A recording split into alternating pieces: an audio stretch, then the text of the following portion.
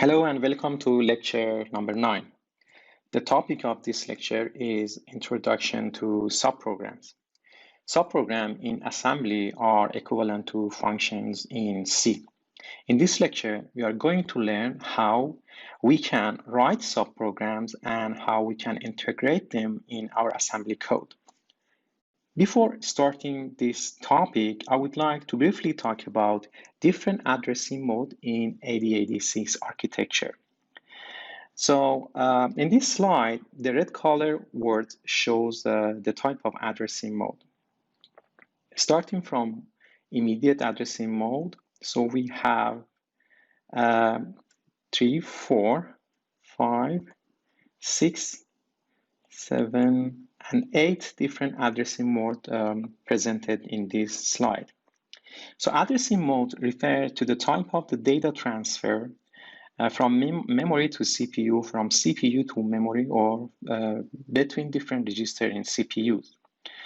So the first addressing mode is immediate addressing mode. In this addressing mode, normally one register is involved, and the other location, which is going to be our destination, is normally an immediate value. So the example is given in here. So when we load an immediate value to a register, we call it in this operation type of immediate addressing mode. The second one is register address mode. In this data transfer, normally two registers are involved. So as you can see from this example, when we transfer data from R1 to R2 register, the data transfer is within the CPU and only registers are involved. So we call this register addressing mode. As explained in here, X is an immediate value, which is normally a number.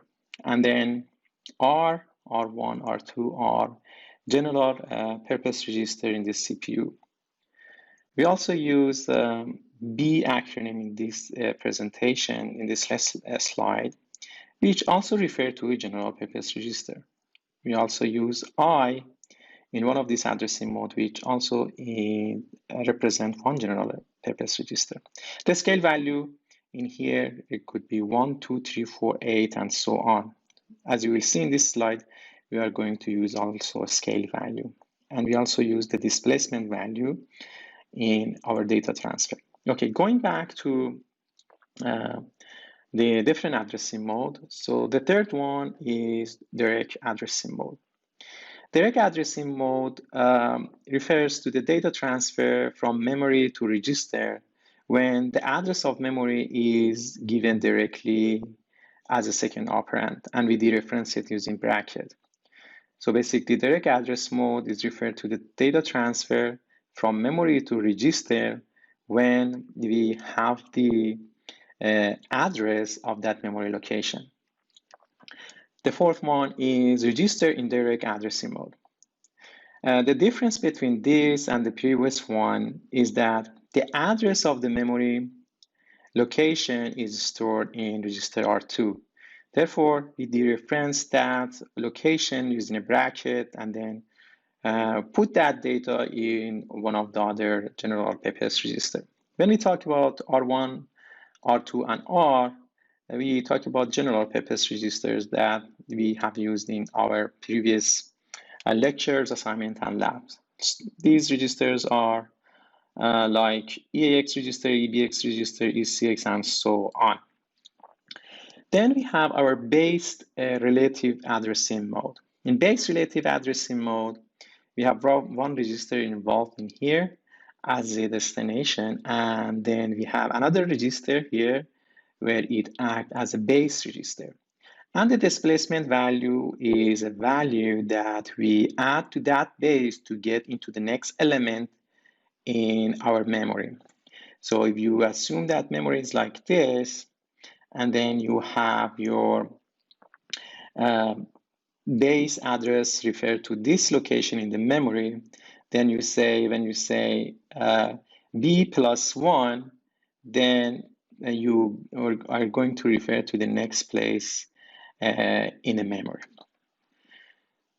Okay, then the next addressing mode is index addressing mode. In this addressing mode, normally one register acts as an index, where you scale that value of the register with some numbers, and then you also have the displacement value. For example, you have I as EAX register, and then you have your scaled value equal to like 2. Then what you put, and then your displacement value could be, for example, 8. Then what you're gonna have in here is 2 multiply your EAX register. It means whatever value is in EAX register has to multiply by 2, and then you move 8 place from that value location in the memory. And then, for example, you're going to access one other memory location, and then you move that content into your register R. The next addressing mode is based index addressing mode. In based index addressing mode, you have one register as your base, you have another register as your index register, then you have your scale value and you have your displacement value. This shows you how flexible it could be to transfer data from memory to a given register in the CPU. And then the last one that we would like to talk about is the relative addressing mode. This addressing mode normally it refers to instruction like jump. When you say jump to display, basically your instruction code is going to be moved from the current value of the program counter and add some displacement value to it to jump into the another location in the memory. Okay, so now that we have basic understanding of different addressing mode in 8086 architecture, let's start the topic of the lecture today, which is the subprograms.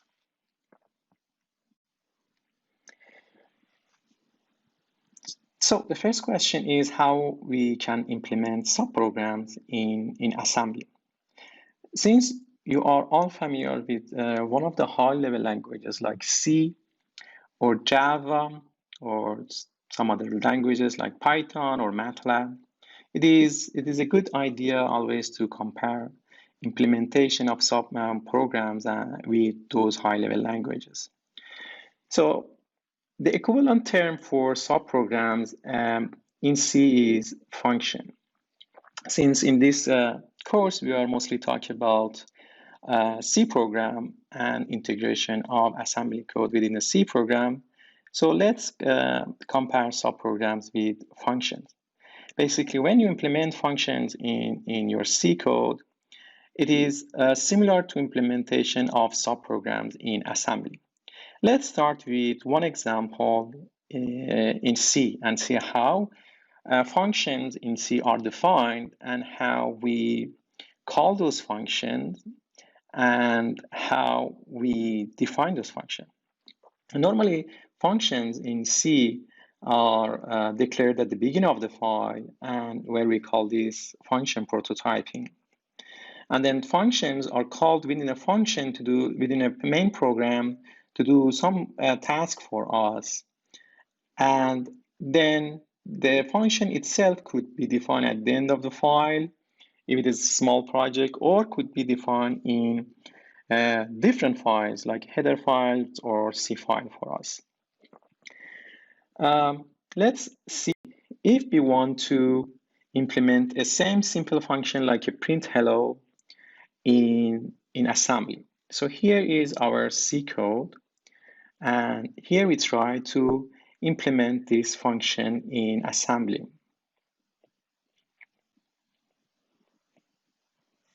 Okay. So we start with segment data here, where we put our data. And if you remember from the previous lectures for the Hello World program, we normally put our data that we want to print on the standard output on the data section, which is the initialized data normally goes onto to dot data section. So here our message that we want to print out is the hello world. So we define it in the data section, and this section is acting as a main function in C for us. So when we say segment.text, so all the codes are going to go to this part.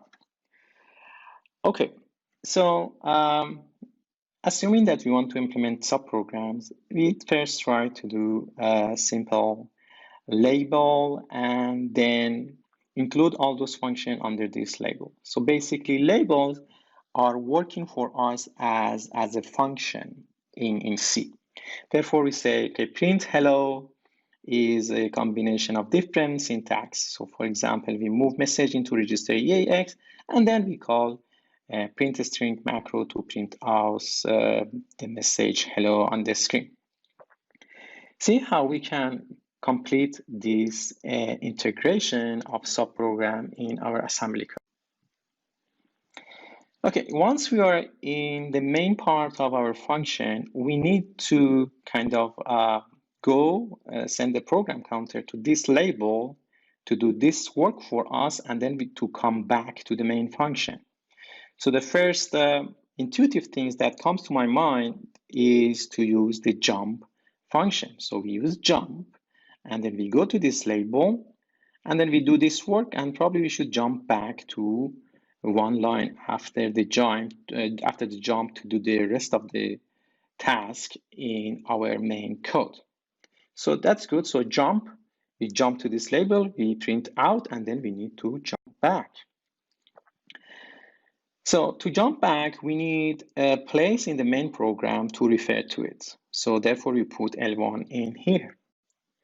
Then we need to have another jump instruction to jump back to the main program. Here, that's implemented using jump L1. So the question you might have is that what could go wrong with this technique? So the simple answer is, what if we have like multiple instances of that function within our main code? Then since L1 is one specific location after, for example, the first jump, if I want to have my second call or second jump to this label or function, where my program will go. So the answer is it's going to go to jump L1, and this is not very ideal. So I wanted the program come back to the next line after my jump. Assume that we are calling this function at two different locations, L1 and L2. Now the question is, when I want to jump, where should I jump? This is the definition of my function. So when I implement it, I only can have one jump integrated within it. We cannot say jump L1 and jump L2. We need a mechanism so that when we call jump at this location, then it comes back to L1, and if we call the print hello at this location, it jumps back to L2 after executing the print hello function. So we are going to have two different phrases in here. They are going to define direct jump, where we have our jump and then our label next to it. And then we could have like indirect jump, where we could save the label in one of the register, and then we jump into that register. So using this, we can resolve the problem that we have in previous slide. So here, how we do it. So before we call the function at this point, we store the L1 or the return address into register EDX. Also same here, when we want to call jump, we store the return address in EDX in here. Therefore, when I want to implement my function, I say, okay, print the message and then jump to EDX. Then my program will be able to probably come back to a desired location that it's supposed to go. So if the calls come from here, since L1 is located, L1 is stored in EDX, the program gonna come back to this point. If my call happen in here, then L2 is stored in EDX, and then my program is able to come back at the proper location after executing this function. So the question you might have is that, is there any limitations with this integration or not? The answer is yes. Assume that you have like multiple of functions within your program and multiple nested function in your program. Therefore, you need a register always to store the return address in one of these registers. So in a complex program, when you might have like many of these functions, then you come short in using those like GPRS or general purpose register. So because we have limited number of those registers, therefore this method is not scalable. So we cannot use it for large project. So then your question might be, okay, what is the solution for it? So before we talk about the solution to handle such cases, I would like to talk about a stack for a few minutes. So you might have seen like a stack of like coin or a stack of dishes and a stack of books in our daily life. So a stack is when you pile different type of object on top of each other, or the same type of object on top of each other. You stack them on top of each other. And basically when you stack these, for example, books in here, if you want to access this book, you need to pop all those elements out in order to access the first element that you put in here. Therefore, the stack concept in x86 architecture is the same. So you have a space in the memory called the stack segment. Then when you put the data on the stack one by one, so you put this one, and then you put the next element in the stack.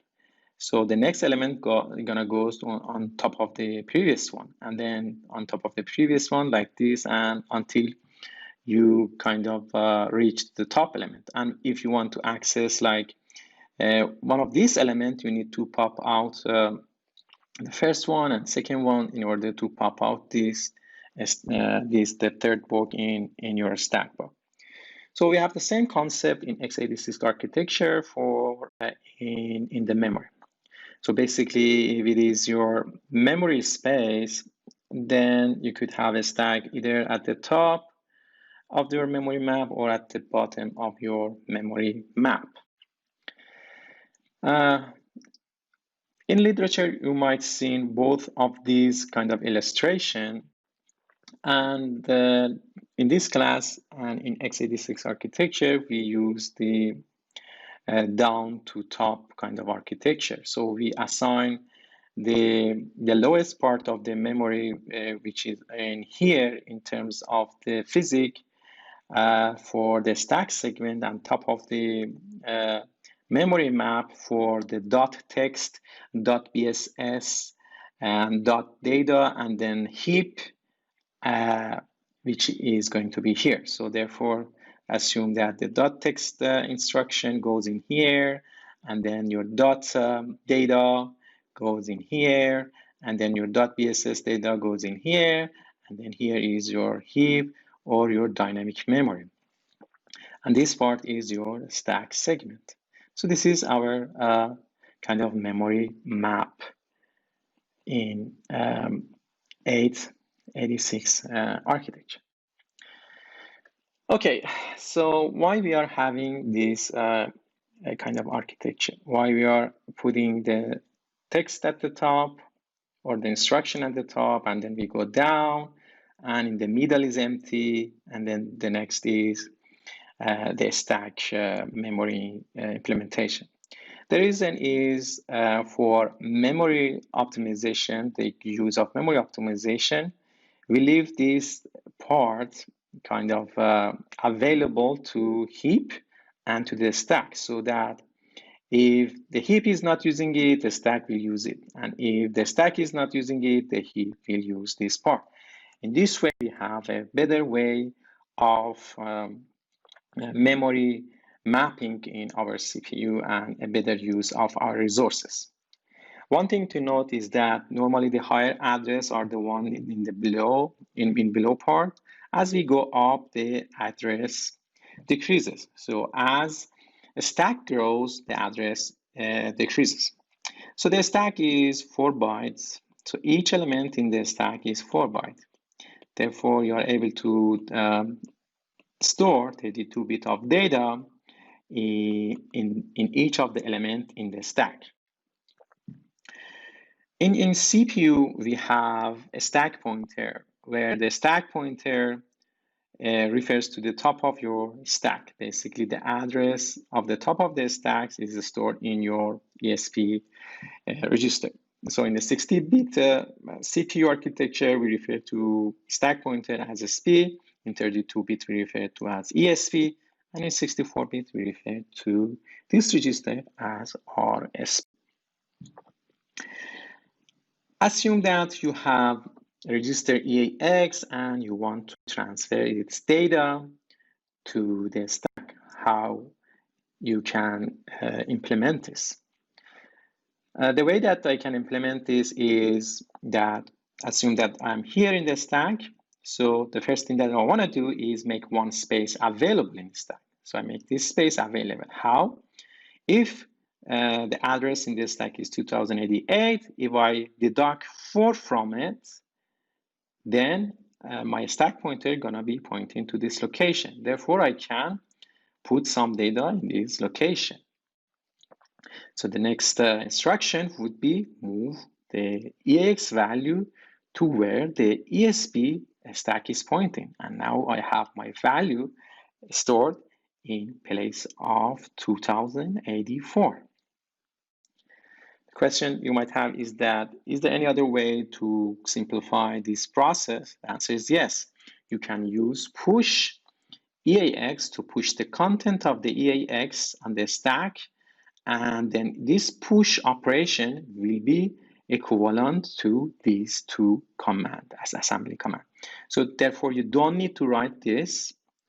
So whenever you say push EAX, the system automatically gonna deduct 4 from ESP, and then it's going to transfer the content of EAX to ESP register. So push EAX is equivalent to these two commands in assembly.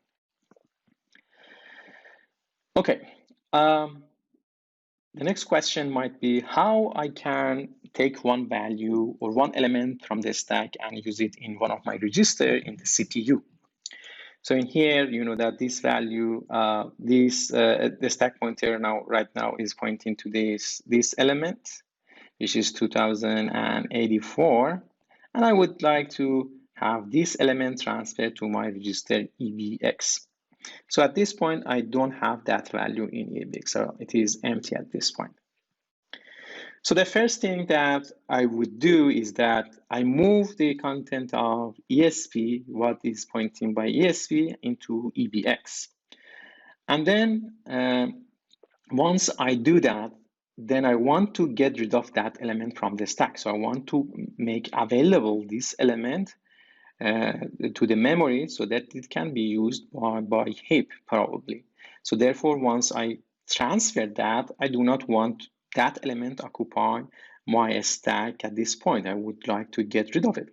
To get rid of it, you simply take down your ESP pointer to this location. Once your ESP pointer comes to this location, it automatically means that you don't have access to this element anymore, or this element will be available to heap or dynamic memory.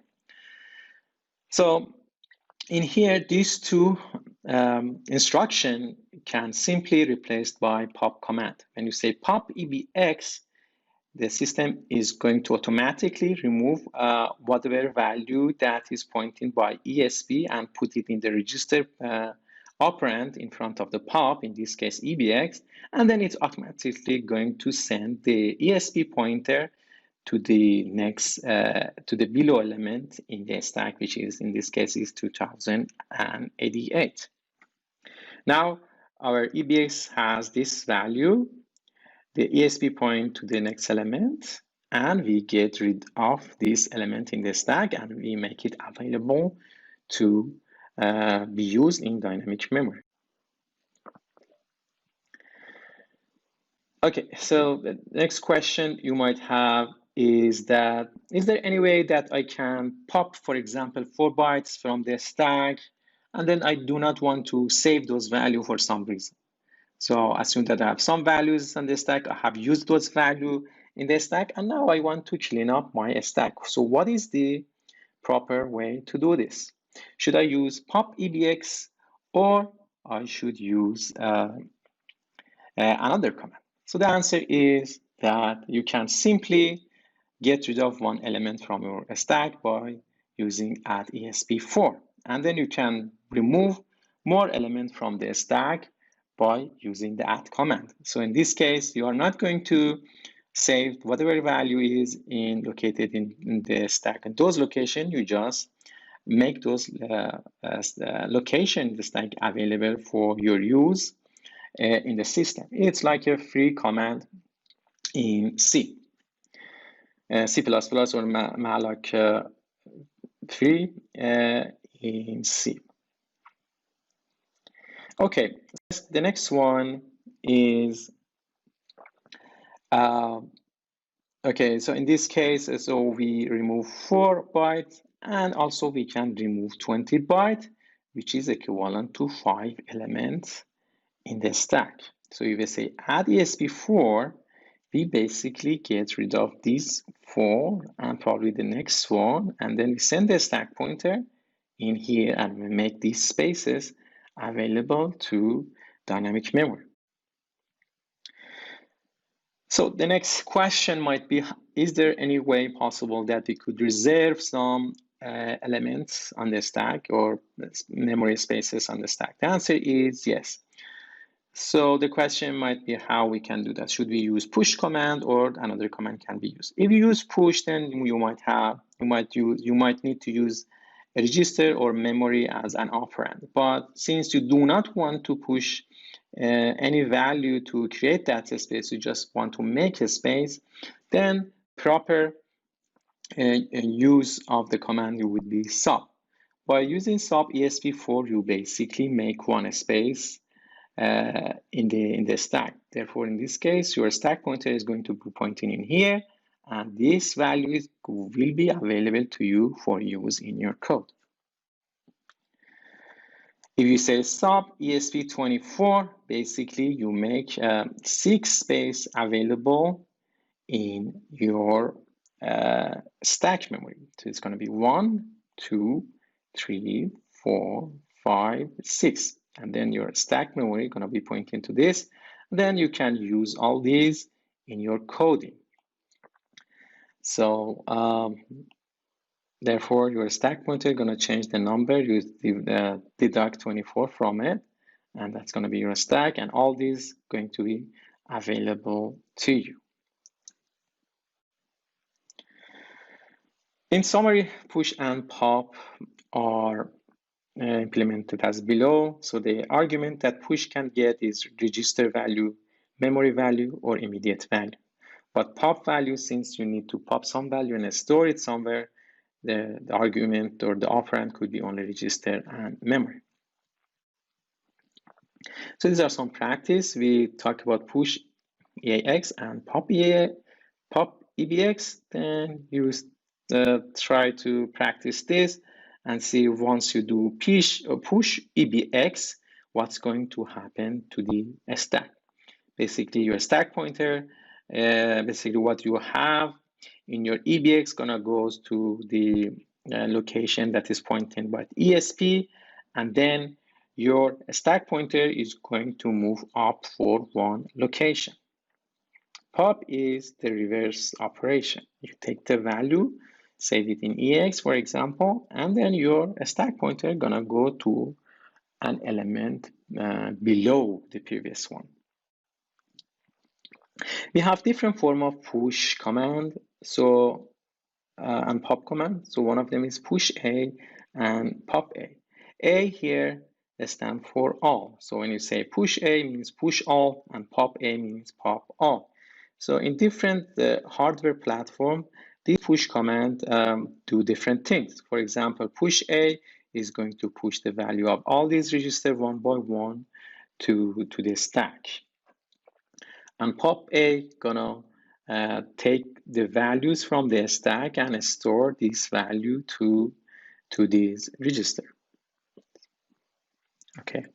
In 8086 architecture, when you use push A, it's referred to value of this register, and those registers are going to be saved on the stack. Also in 8386, some other assembler might use this syntax differently. Just when you want to use this push A or push AD command, make sure that you take a look at your assembler and see how this syntax work in that assembler. In 64-bit hardware platform, we don't have any push A or pop A command. Other format of push is push F and pop F. F in here refers to the flag register. When you say push F, the value of the flag is going to be saved on the stack. When you say pop F, whatever value is at the top of the element in the stack is going to be saved in the flag register. Okay, now let's back to the subroutine and see how we can use stacks in our benefit in implementing some programs. So we left at this point and we say that, okay, the number of registers that we are using is limited in the hardware. Therefore, we are looking for an alternative to remedy this situation. So a stack is the way to go. Instead of using register, you simply push this return address into the stack. And once you implement your function, you simply pop those values in one of your register, and then you jump to that return address, and your program is going to jump back properly to the location that it was supposed to come back. So is there any way to simplify this? The answer is yes. If you use call syntax in assembly, it's going to do this for you. So when you say call, it's going to save or store the return address on the stack for you, and it's going to jump to the label defined in front of the call function. And same in here, the return address is going to be on the stack. So once you implement your function, the last two lines should be pop edx and jump to that return address. So in the following slide, we show how we could replace these two syntax with one simpler syntax in assembly to save registers. Okay, once we use the call printf call command, then we don't need to basically define a return address after the call, because the system automatically takes the next address in your instruction and put it on the stack. Therefore, you don't need to label the next address in your program as you did in these cases.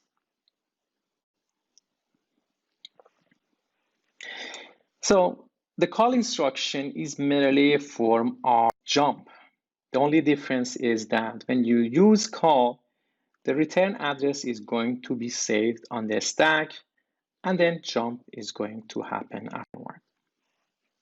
Let's take a look at our program, the simple program that we have for print hello, and take a look at the memory map to see how the code is basically saved in the memory in different locations. So the first part of the code, as we said, as in the memory map, is the .txt section, where our code, each line of our code is going to be saved. So these are the opcode of the program that are saved in here. As you can see from here, so we started, so this part basically goes to the data section, and this part, assume that there were some code in here, but we don't show it in here. And then The first line that we see in the .text file, .text part is the call print hello, which goes in here, and the next one is pop a, which is here, and then ... it means that the rest of the code, and finally we are going to have our print hello label at this point, where the first syntax is going to start at that label.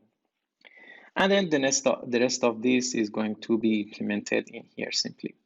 So your function basically is going to be here. Your .text is going to be here. As we said, print hello or function or subprograms are only labeled that point into some memory, and here it happened to be the value of 1024 allocated or assigned to it. So once we are at this point of the function, when we are compiling it, so we have a register called instruction pointer. The instruction pointer point to the line that we are executing, so at this point. And then we said that ESP pointer point to the top of the memory, top of the stack in the memory, which is in here. Once we execute the call print hello, then the return address, which is the address for this line, is going to be saved on the stack, which should be here. And as you can see in here, the return address is 1008.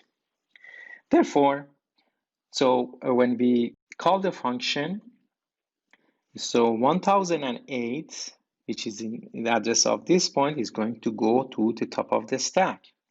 And then the control of the program is going to go to this line. Therefore, we are expecting that the register, the value changes from 1008 to 1024. So now the instruction pointer points to this location. So, and our address, the return address stored in this location. So once we finish printing out the message in here, what we do, then we pop the value of 1008 into EDX register, and then we jump to EDX value. So what is going to be the value of EDX? The value is going to be 1008, and then we jump to 1008. It means that the program counter is going to go back to this line in code. It is as simple as that. So the other thing that I said before in the code is that, is there any other way that we could save register EDX and not use these two commands? The answer is yes.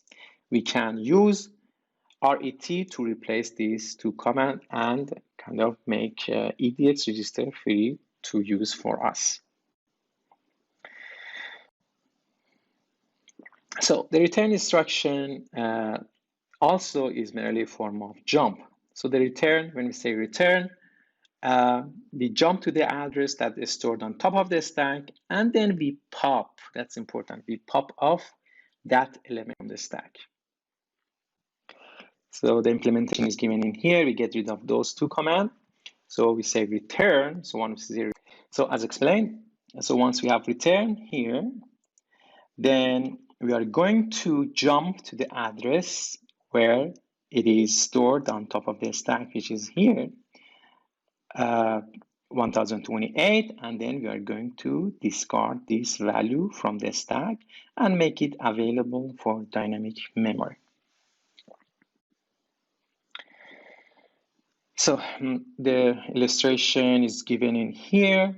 So now the program counter is pointing to this location, and our stack pointer is pointing to the top of the stack in here, and this element is not exist in our stack pointer anymore, and it's available to be used by either heap or dynamic memory or a stack once again.